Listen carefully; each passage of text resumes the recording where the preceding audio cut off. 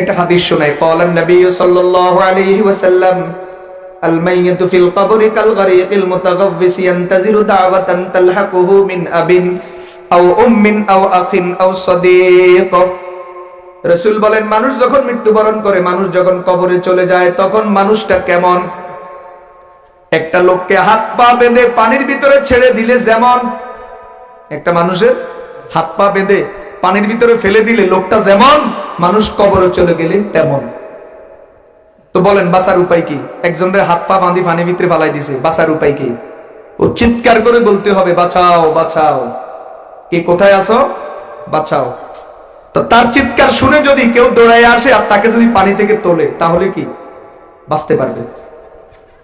আর যদি ও যদি এটা বলার সুযোগ না পায়, অথবা বলছে কেউ তাকে বাঁচাইতে আসে নাই, তাহলে পানি খেয়ে ডুবে মরবে।